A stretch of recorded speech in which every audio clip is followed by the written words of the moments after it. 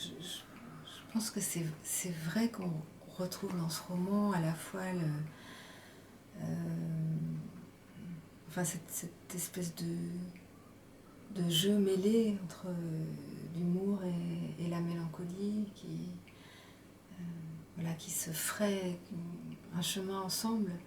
Euh, je pense aussi que ce roman est un petit peu différent des autres romans dans la mesure où,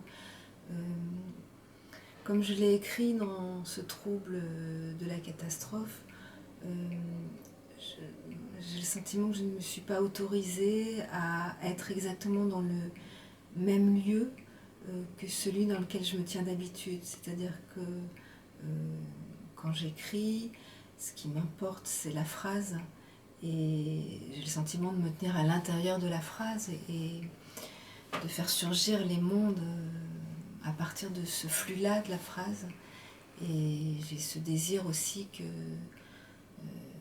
la phrase soit confortable pour le lecteur. Et j'ai l'habitude d'écrire des phrases longues dans l'idée aussi que cette longueur de chaque phrase a à voir avec la fluidité et en quelque sorte est ergonomique pour le lecteur. C'est-à-dire qu'il va pouvoir s'y lever, épouser sa forme, faire son trajet dans la phrase, dans une phrase justement qui soit fluide et non pas arrêtée par des ponctuations trop nettes et trop fréquentes, par les points qui créent un rythme plus haché.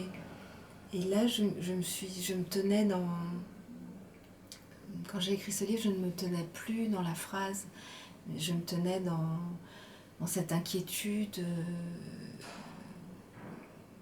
que cette catastrophe avait provoquée en moi, dans cette espèce de deuil bizarre qui n'était pas mon deuil, mais qui était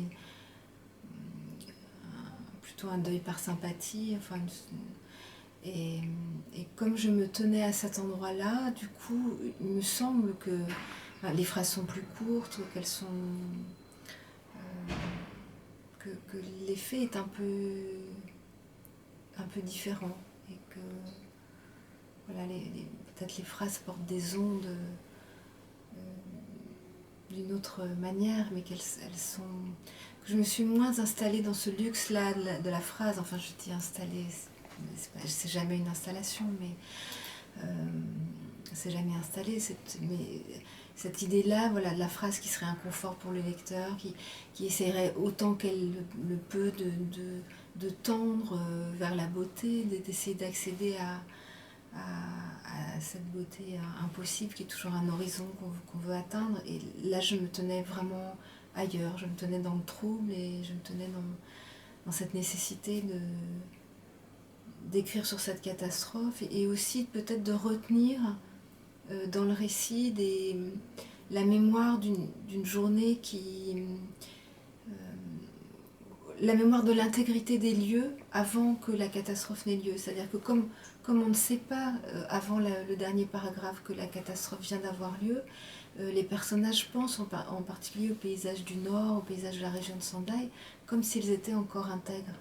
Et donc il y a aussi une manière de retenir dans le livre l'entièreté de ces paysages, enfin leur état d'avant la désintégration, ces côtes mangées par la vague, en parler aussi depuis le moment où elles existaient encore.